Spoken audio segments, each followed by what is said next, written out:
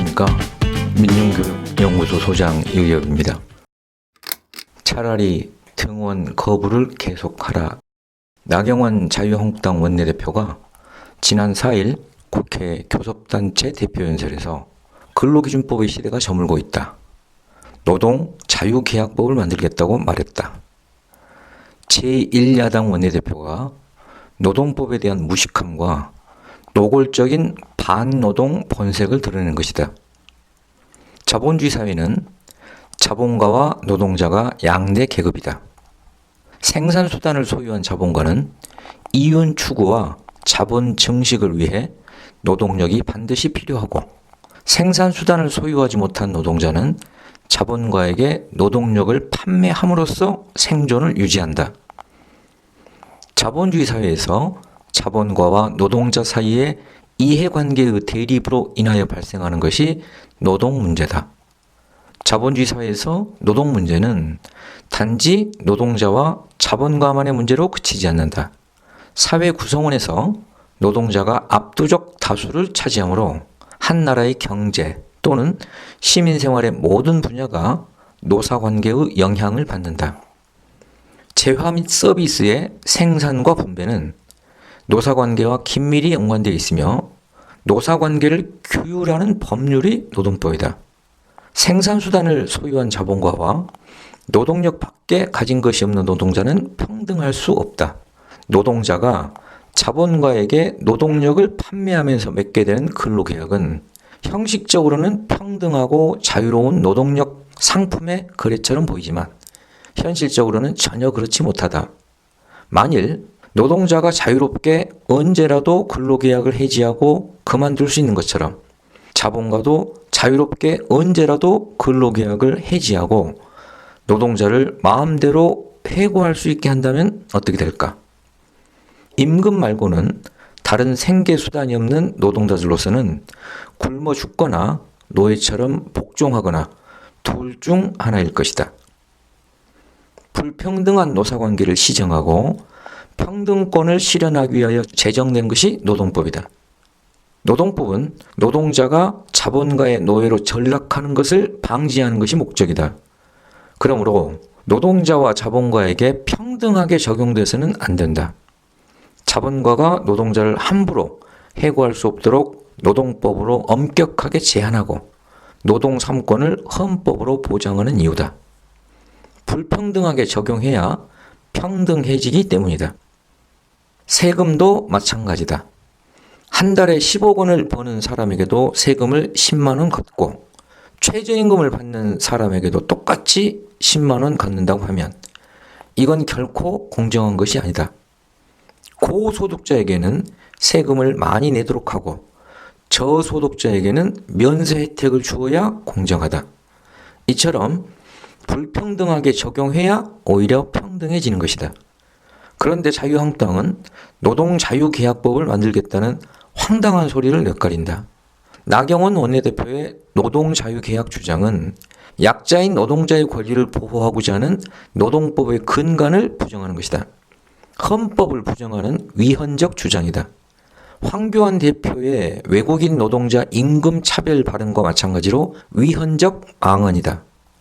국헌 문란으로 탄핵을 당했으면서도 눈꼽만큼의 반성도 없는 자유한국당의 위헌 본색을 적나라하게 드러내는 것이다. 게다가 황교안도 나경원도 둘 다 법조인 출신이라는데 노동법의 입법 취지가 뭔지는 아는지 정말로 무식하기 짝이 없다. 자유한국당은 정세가 어떻게 돌아가는지 도통 모르는 딴 나라 당이다. 유럽연합이 최근 한국이 국제노동기구 핵심 협약을 비준하지 않은 점을 문제삼아 전문가 패널 소집을 공식 요청했다. 국제노동기구 핵심 협약 비준은 2011년에 발효된 한유럽연합 자유무역협정의 주요 조건인데 한국은 4개를 아직 비준하지 않고 있다. 문제의 핵심 협약 4개는 결사의 자유와 단체 교섭권, 강제 노동 금지 등 가장 기본적인 노동권을 담고 있다. 유럽연합은 74개의 나라와 자유무역협정을 맺고 있는데 자유무역협정 체결 국가의 노동조항 미이행을 이유로 전문가 패널 소집까지 요청한 건 처음이다. 한국이 노동권을 인정하지 않는 나라로 찍히는 셈이니 세계적인 창피다. 전문가 패널 소집은 한국 정부가 사실상 제재의 심판대에 올랐음을 뜻한다. 전문가 패널 소집은 자유무역협정 분쟁 해결의 맨 마지막 절차로서 분쟁 해결을 위한 최후의 수단이다. 한국과 유럽연합의 전문가로 구성된 패널들은 국제노동기구 핵심 협약 미이행 실태 보고서를 제출하고 이후 정부 간 협의체에서 이행 상황을 점검하는 절차를 밟는다. 유럽연합이 전문가 패널을 소집하더라도 강제성 없는 자문이나 권고 수준의 조처에 그칠 것이라는 주장도 있다. 하지만 통상 전문가들은 유럽연합이 한국에 대한 투자의 우보, 한국 기업의 수출에 대한 통관 절차 강화 등 제재에 착수할 수 있다고 경고한다.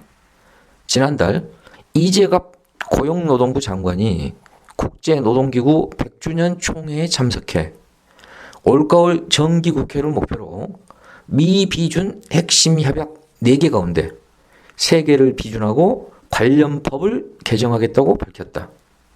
그럼에도 유럽연합이 제재 절차에 착수한 것은 한국 국회에서 국제노동기구 핵심 협약을 비준할 가능성이 낮다고 판단했기 때문이라고 한다. 국회가 돌아가는 상황을 보면 그렇게 판단할 수밖에 없었을 터다. 지난 4월 경제사회노동위원회 공익위원들이 핵심 협약 비준 권고안을 내자 김학용 국회 환경노동위원장은 핵심 협약이 비준되면 노사관계의 기울어진 운동장이 아예 뒤집힌 운동장이 될 것이라고 황당한 소리를 했다. 그는 유럽연합 통상집행위원회에게 유럽의 기준에 한국을 맞추지 말아달라고 무식함을 과시하기까지 했다. 이러니 국회에서 핵심 협약 비준 동의안이 처리될 수 있다고 보겠는가? 여기에다 한술 더 떠 제1야당 원내대표가 핵심 협약 비준은커녕 근로기준법 등 노동관계법을 부정하고 국회에서 노동자유계약법을 만들겠다고 떠드는 지경이니 오죽하겠는가? 세계적인 망신이다. 올해 들어 국회 본회의가 열린 건 고작 4차례뿐이다. 여야 정당이 참여한 본회의는 4월 5일이 마지막이었고 83일을 허송세월하다가 지난 6월 24일 네 번째 본회의가 열렸다. 정부가 제출한 추경안은 2달 넘게 하염없이 표류 중이다. 그러니 여론이 어떻겠는가? 국회의원에게도 무노동 무임금 원칙을 적용해 일한 만큼 수당을 지급하는 일하는 국회를 만들자는 데 대하여 찬성 80.8%, 반대 10.9%로 찬성 여론이 압도적이다. 지난 6월 10일 리얼미터의 여론조사 결과다. 이미 여러 나라들에서 국회의원에게 무노동 무임금 원칙이 적용되고 있다. 프랑스, 벨기에, 포르투갈, 폴란드, 스웨덴은 무노동 무임금 원칙을 적용해 국회 불출석 일수만큼 세비를 삭감한다.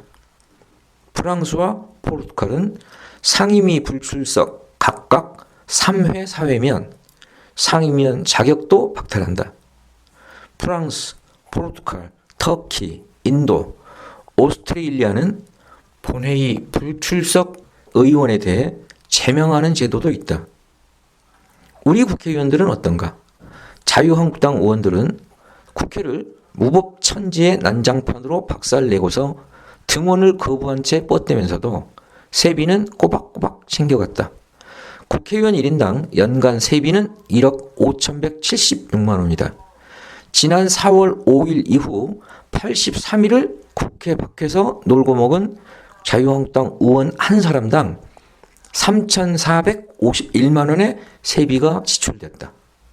의원실 운영비와 보좌 인력 급여가 연간 6억 원 정도니까 이것까지 합치면 의원 1인당 1억 7천여만 원씩 세금을 축냈다. 납세자 입장에서는 세금 도둑들에 대하여 분노가 일지 않을 수 없다. 무의도식하는 국회의원들에게 무노동 무임금 원칙을 적용하고 국회의원 자유계약법부터 만들자는 여론이 드세지는 이유다. 더욱 가관인 것은 자유한국당 의원들이 국회에 기어들어와서 하는 짓이다.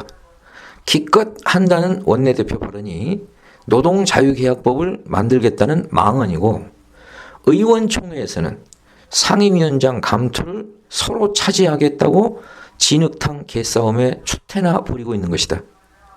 자유한국당 하는 꼬락서니를 보니 그럴 거라면 차라리 등원 거부를 계속하는 편이 더 나을 것 같다. 자유한국당 의원들은 남은 임기 동안 국회에는 아예 얼씬도 하지 않는 것이 좋겠다. 하지만 자유한국당 국회의원들이 자진하여 그럴 리는 만무할 터이므로 그들을 국회에 못 들어오게 하는 방법은 딱 한 가지밖에 없다. 내년 4월 15일 국회의원 선거 때 자유한국당 무리를 모조리 떨어뜨려서 국회에서 강제 퇴출